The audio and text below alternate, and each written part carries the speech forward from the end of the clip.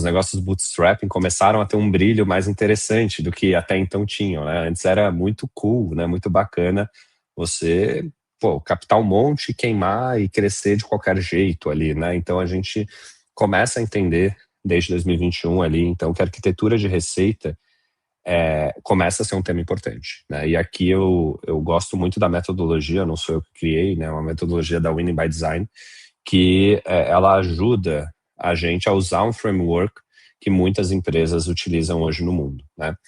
E aqui eu gosto de começar essa conversa, né? Principalmente, estamos falando aqui com a nata do SaaS B2B, mas eu sempre gosto de botar esse gráfico, porque muita gente acha que é SaaS, mas na verdade não é um SaaS, né? E o que faz um negócio SaaS ser tão bacana que diferencia outros negócios, né? Então aqui, eu acho que muita gente já deve ter visto esse gráfico, mas eu gosto de começar por ele, né? Quando a gente olha para essa bela linha aqui em cima, né? Que ela é uma linha, uma crescente muito desproporcional do que um crescimento linear, né? E por que isso acontece, né? Quando a gente está olhando para aquisição, você percebe, por exemplo, quando a gente cria um negócio, que a gente consegue acelerar bem a aquisição, né? A gente consegue, por exemplo, a GetDemo, né?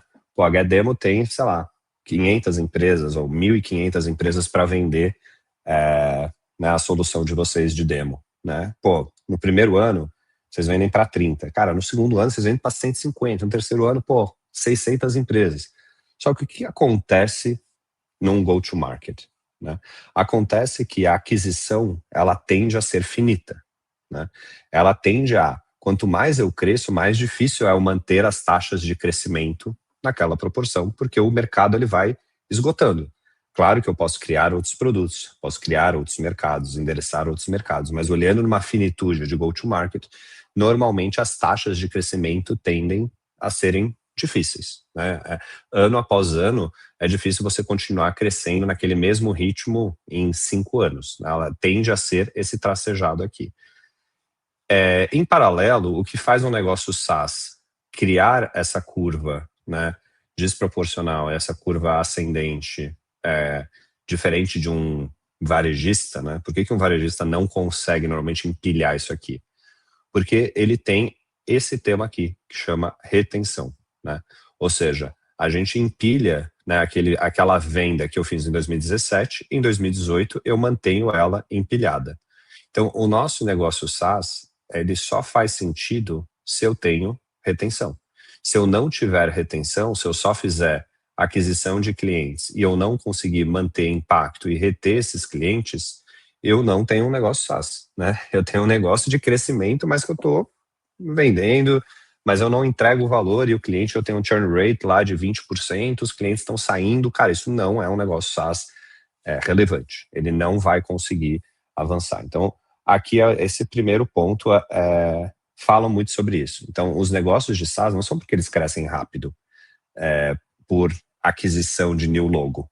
Eles crescem rápido porque eles vão empilhando receita e eles vão mantendo essa receita, entregando o valor ao longo do tempo, né? E aí, para isso acontecer, a gente precisa entender, então, esse conceito de go-to-market, que para mim é muito core aqui, né? O que é o go-to-market no final do dia, né? O go-to-market é, basicamente, a gente conseguir montar um plano que conecta essa estratégia, essa visão de produto, posicionamento e mensagem com aquilo que é a necessidade do cliente, né? O que eu gosto de colocar aqui, né? É tangibilizar a promessa de impacto, que é aquela promessa para entrega, né? E isso pode parecer muito simples, muito óbvio, muito trivial, né? Mas ele é uma arte difícil de fazer, né? E aí, por que isso é difícil, né, Matheus? Porque no final do dia, né, quando a gente vai criar um negócio, né, provavelmente você tem aí, né, cara, um gerente de marketing, aí você tem um diretor comercial, aí você depois tem um diretor de CS. Quando a gente cria os nossos negócios, normalmente a gente coloca os departamentos e pessoas para cuidarem dessas áreas. E aí o que acontece quando a gente faz isso? Cada área acaba criando os seus objetivos, os seus KPIs, as suas metodologias, os seus indicadores. E o que acontece quando a gente monta esses silos?